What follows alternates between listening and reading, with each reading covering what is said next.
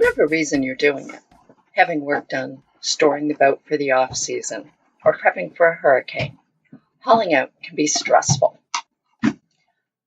I'm Carolyn Sherlock, and on this episode of the Boat Galley Podcast, I'll give you my tips to help you prepare for having your boat on the hard without going nuts. This episode of the Boat Galley Podcast is sponsored by SeaTech Systems. SeaTech offers cruiser-tested solutions for weather, navigation, and communications. SeaTech's solutions include satellite internet, Wi-Fi, cellular, and single sideband. What's more, SeaTech offers do-it-yourself electronics consulting with custom wiring diagrams and professional advice for your electronics installation and integration projects. Visit c-tech.com. That's SEA-TECH.com for more information. And as a bonus, Boat Galley Podcast listeners get free shipping from SeaTech with the code GALLEY2019 at checkout. Over the course of nearly 12 years of owning cruising boats, we've hauled out a number of times, twice living aboard for 4 months while on the hard.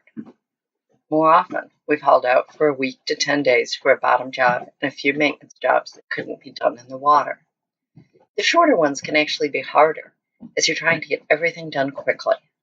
We tend to work from sunlight to sunset, then get up and do it all over again. Despite cruising being active, life during a short haul out generally includes a lot of physical labor. A little planning ahead can make it all go more smoothly. And with that comes a brain dump of tips for hauling out your boat in no particular order.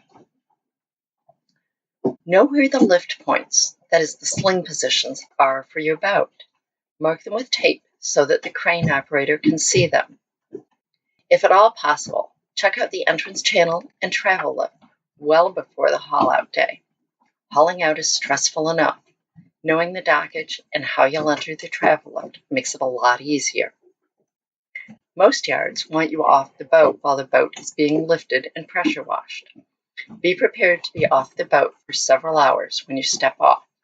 Grab your shoes, your purse, wallet, dog, a water bottle, your hat, your sunglasses, and anything else you might need. If you'll be staying on the boat, find out how to enter and exit the yard after hours. Know where to get water and power.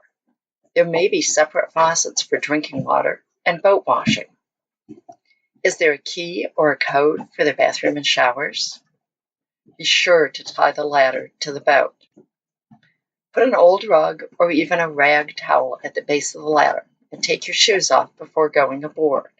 This will keep a lot of dirt from being tracked in. If you have a larger dog, figure out how to get it on and off the boat. If your dog is small enough to carry under one arm, it's easy. Now, if you have a large dog, it's best if the yard has a stairway instead of a ladder to go up and down. Otherwise, you'll have to rig a harness and a lifting mechanism. Plan your work ahead of time. What will the yard do and what will you do? Know what jobs have to be done before others. If you have a rain day, what work can you still do? Think your projects through and get parts and supplies ahead of time. There'll still be some surprises, but minimizing the trips to the store makes work go much faster. And speaking of surprises, count on a couple. We've never had a haul-out where we didn't discover extra work that we needed to do or broke a bolt or something that caused a delay. Accept it as part of the deal. If you're doing any appreciable part of the work yourself, you're likely to be tired, exhausted at the end of the day.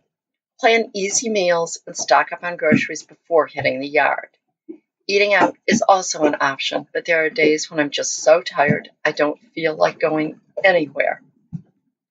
Learn the name of the yard employees working on your boat and make a point to exchange pleasantries with them. Offer a cold drink if it's hot. You'll be surprised at how much more smoothly your work goes. Are you allowed to grill while on the hard? Many yards allow gas grilling, but not charcoal due to the fire hazard.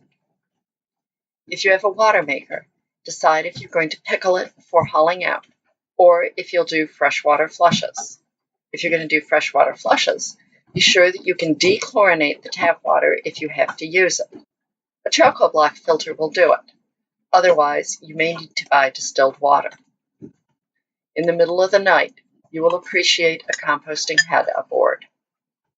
And right before relaunching, hopefully just a couple of hours before, wash the deck of the boat one final time. Boatyards are dirty places, and you'll be surprised at how much dirt comes off, even if you just washed it the day before.